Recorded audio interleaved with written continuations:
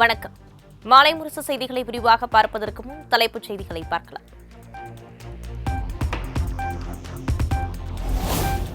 மக்களவை எதிர்க்கட்சித் தலைவர் ராகுல் காந்தியை தொடர்ந்து ஜம்மு காஷ்மீர் செல்கிறார் பிரதமர் மோடி. 19ஆம் தேதி ஸ்ரீநகரில் நடைபெறும் பொதுக்கூட்டத்தில் பாஜக வேட்பாளர்களை ஆதரித்து பிரச்சாரம் செய்கிறார்.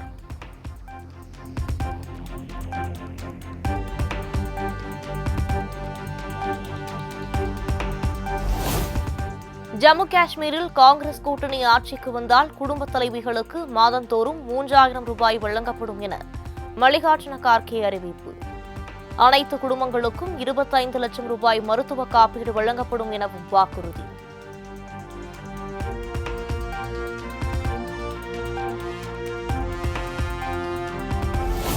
அக்டோபர் 5ஆம் தேதி ஹரியானாவில் நடைபெறவுள்ள சட்டமன்ற தேர்தல். 40 பேர் கொண்ட வேட்பாளர்களின் பட்டியலை வெளியிட்டது காங்கிரஸ்.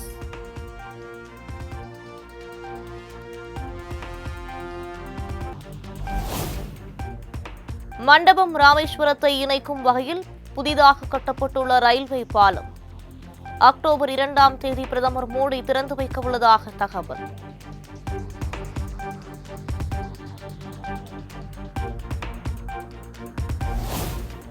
தமிழக வெற்றிக் கழகத்தின் முதல் மாநாட்டை இந்த மாதமே நடத்த விஜய் முடிவு. இன்று காலை 11 மணிக்கு முக்கிய அறிவிப்பை விஜய் வெளியிடவுள்ளதாக தகவல்.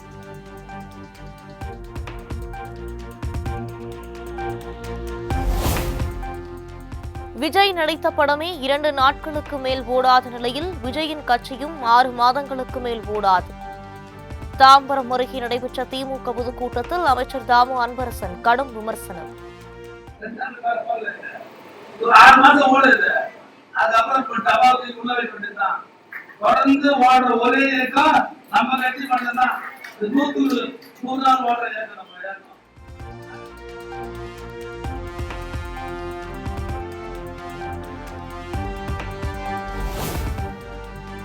ஸ்வீட்டுக்கு ஒரு ஜிஎஸ்டி, காரத்துக்கு ஒரு ஜிஎஸ்டி, பன்னுக்கு ஜிஎஸ்டி இல்லை. அதில் இருக்க கிரீமுக்கு 18 விழுக்காடு ஜிஎஸ்டி. முடியல மேடம் என புலம்பிய ஹோட்டல் உரிமையாளர். மத்திய அமைச்சர் நிர்மலா சீதாராமுக்கு அன்னபூர்ணி ஹோட்டல் உரிமையாளர் வைத்த கேள்வியால் எழுந்த சிரிப்பலை. ஒரே மாதிரியே தனித்தனியா வைக்கிறது. ஏன்னா வீடு ஒரு ஃபேமிலி வந்து கம்ப்யூட்டர் அது வந்து ஜிஎஸ்டி ஆஃபீஸர்ல இன்புட் கிரெடிட் எடுக்கிறப்போ ஒரே கிச்சன்ல தான் எல்லாம் பண்ணுவாங்க.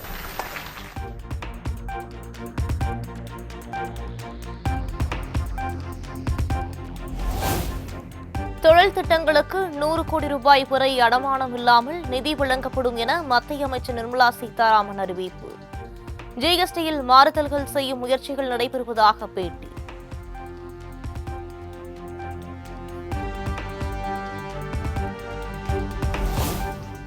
நடந்து முடிந்த குரூப் 4 தேர்வில் 480 காலி பணியிடங்கள் கூடுதலாக இணைப்பு. 6244 பணியிடங்களுக்கு கடந்த ஜூன் மாதம் தேர்வு நடைபெற்ற நிலையில் டிஎன்பிஎஸ்சி அறிவிப்பு.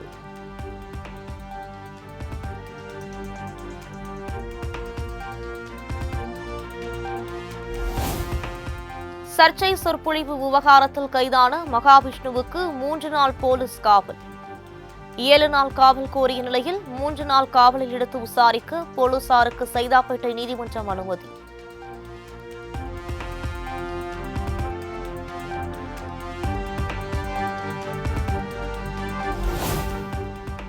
பொங்கல் பண்டிகைக்கு சொந்த ஊருக்கு செல்வோருக்கு ஏதுவாக ரயில் டிக்கெட் முன்பதிவு இன்று தொடக்கம். ஜனவரி 10ஆம் தேதி ஊருக்கு செல்ல இருப்போருக்கு காலை 8 மணிக்கு முன்பதிவு தொடங்குவதாக தெற்கு ரயில்வே அறிவிப்பு.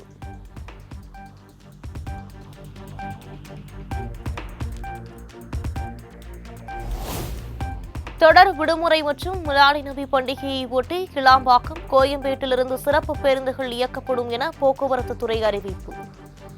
வரும் 13, 14, 15 ஆகிய தேதிகளில் 1145 பேருந்துகள் இயக்கப்படும் என தகவல்.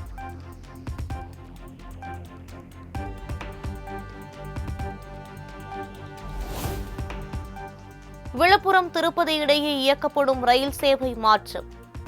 இன்று முதல் வருகிற 20ஆம் தேதி வரை காட்பாடியுடன் நிறுத்தப்படும் என தெற்கு ரயில்வே அறிவிப்பு.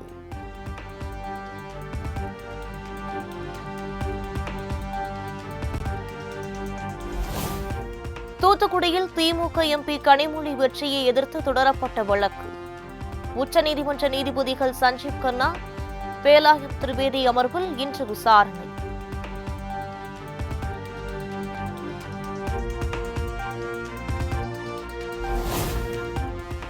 முன்னாள் அமைச்சர் எம்.ஆர். விஜயபாஸ்கர் தம்பி எம்.ஆர். சேகருக்கு வரும் 25ஆம் தேதி வரை நீதிமன்ற காவல். கொலை மிரட்டல் வழக்கில் கரூர் நீதிமன்றம் உத்தரவு.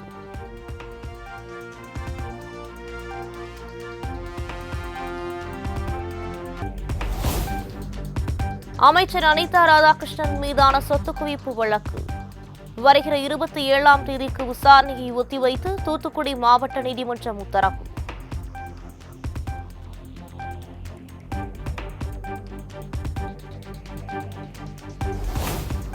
$6,000 கோடி நியோமாக்ஸ் நிறுவன மோசடி வழக்கு விசாரணையை துரிதப்படுத்த வேண்டும். உயர்நீதிமன்ற மதுரை அமர்வு உத்தரவு. இடைத்தரகர்களை கைது செய்து சொத்துக்களையும் பறிமுதல் செய்ய பொருளாதார குற்றப்பிரிவு காவல்துறைக்கு உயர்நீதிமன்ற மதுரை கிளை உத்தரவு.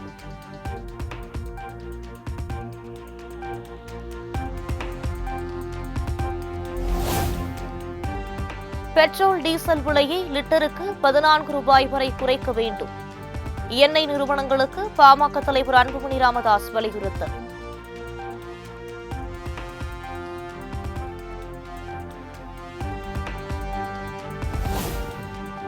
ஒரே ஒரு வாய்ப்பு கொடுங்க, மீனவர்கள் கைது செய்யப்பட்டால் மறுநாளை பதவி விலகுவேன் என சீமான் ஆவேசம். காங்கிரஸ் பாஜக தமிழ்நாட்டுக்கு வேண்டும் என்று ஒரு காரணத்தை மட்டும் சொல்லுங்கள், நான் அந்த கட்சியில் சேர்ந்து விடுகிறேன் எனவும் காட்டும்.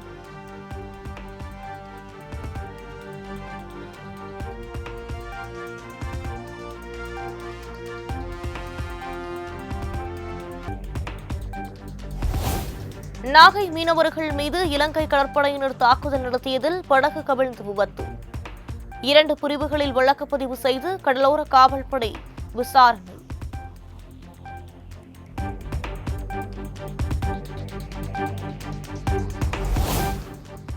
சிவகங்கை மாவட்டம் கீழடியில் நடைபெற்று வரும் 10ஆம் கட்ட அகழாய்வு பணிகள்.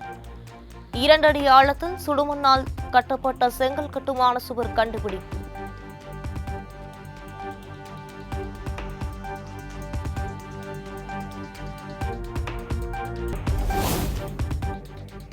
ஆந்திர மாநிலம் சூலூர்பேட்டை அருகே வேணாடு தர்காவில் கோலாகலமாக நடைபெற்ற சந்தனக்கூடு விழா. மத நல்லிணக்கத்தோடு சீர்வரிசை எடுத்து வந்து ஏராளமான கிராம மக்கள் வழிபாடு.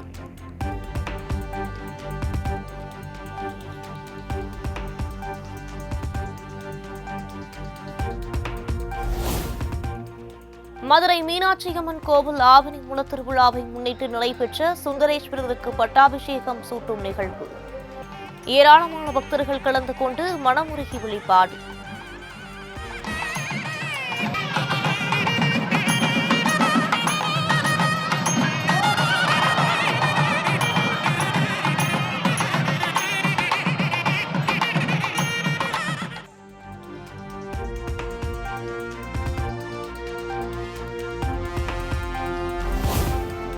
நாகப்பட்டினம் மாவட்டத்தின் பல்வேறு பகுதிகளில் கொட்டை தீர்த்த கனமழை. வெப்பம் தணிந்து குளிர்ச்சியான சூழல் நிலவுவதால் மக்கள் மகிழ்ச்சி.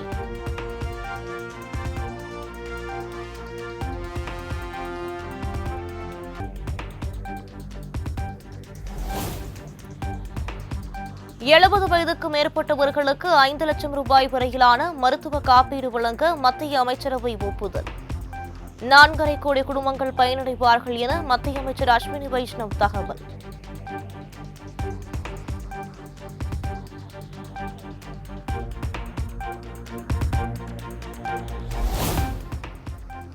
உச்சநீதிமன்ற தலைமை நீதிபதி டி.ஒய். சந்திரசூட் வீட்டில் நடைபெற்ற விநாயகர் சதுர்த்தி விழா. பிரதமர் நரேந்திர மோடி பங்கேற்று வழிபாடு.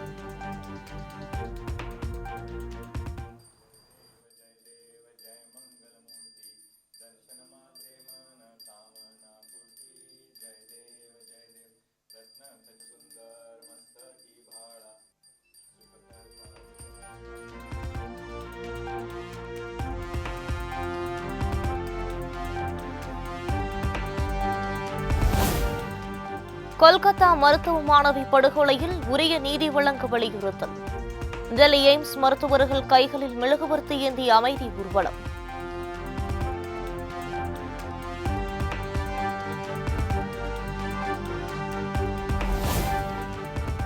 கொல்கத்தா ஆர்ஜிகர் மருத்துவமனையை கண்டித்து மருத்துவ மாணவர்கள் தொடர் போராட்டம். மருத்துவ மாணவி பாலியல் வன்கொடுமை செய்யப்பட்ட வழக்கில் நீதி வழங்க வேண்டும் என தொடர் முழக்கம்.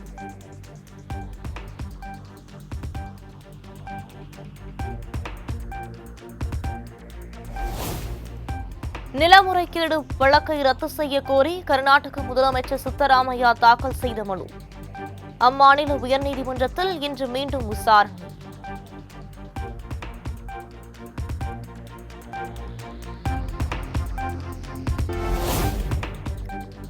நிரவ் மோடியின் 29 கோடி ரூபாய் மதிப்பிலான சொத்துக்கள் பறிமுதல். அமலாக்கத்துறை அதிகாரிகள் அதிரடி நடவடிக்கை.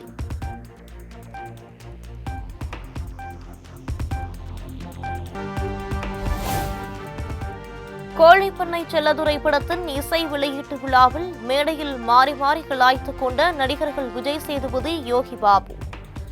கால்ஷீட் கிடைப்பதே கடினமாக இருக்கும் நிலையில் இசை வெளியீட்டு விழாவெல்லாம் யோகி பாபு பங்கேற்றுள்ளதாக விஜய் சேதுபதி கிண்டல். எல்லாருக்கும் ரொம்ப நன்றி சார். ஓகே ஓகே சார், பார்க்க போலாம்.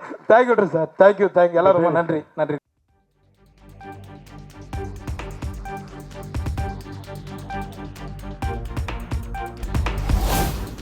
தொழிலதிபருடன் நடிகை திவ்யா ஸ்பந்தனாவுக்கு திருமணம் நடைபெற்றதாக வெளியான தகவலுக்கு முற்றுப்புள்ளி. எத்தனை தடவைதான் கல்யாணம் பண்ணி வைப்பீங்க என எக்ஸ் தளத்தில் காட்டும்.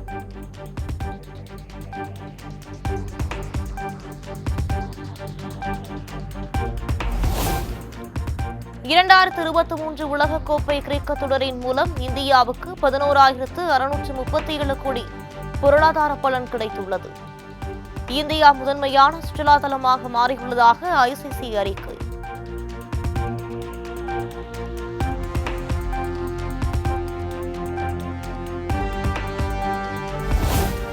இரண்டாயிரத்து 24 மகளிர் T20 உலகக்கோப்பை கிரிக்கெட் போட்டியை 18 வயதுக்கு உட்பட்டவர்களுக்கு இலவசமாக கண்டுகளிக்கலாம் என அறிவிப்பு. 18 வயதுக்கு மேற்பட்டவர்களுக்கான டிக்கெட்டின் விலை 115 ரூபாயிலிருந்து தொடங்குவதாக ஐசிசி தகவல்.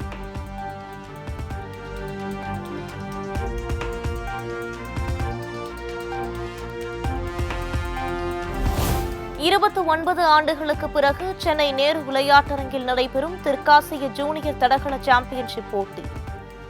முதல் நாள் முடிவில் 3 தங்கம், 4 வெள்ளி, 2 வெண்கலம் என 9 பதக்கங்களை வென்று பதக்கப்பட்டியலில் முதலிடம் பிடித்தது இந்தியா.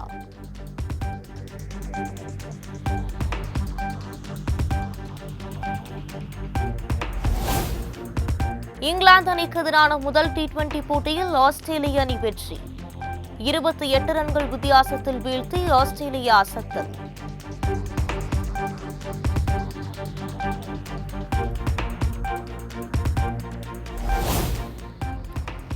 வங்கதேச அணிக்கு எதிரான முதல் டெஸ்ட் கிரிக்கெட் போட்டியில் விளையாடும் இந்திய அணி வீரர்கள் இன்று சென்னை வருகை.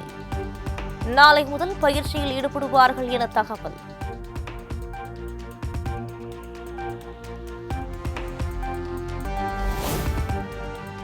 $15 லட்சம் கார்களை திரும்பப் பெறப்போவதாக BMW நிறுவனம் அறிவிப்பு. கார் பிரேக்குகளில் உள்ள கோளாறு காரணமாக அதிரடி முடிவு.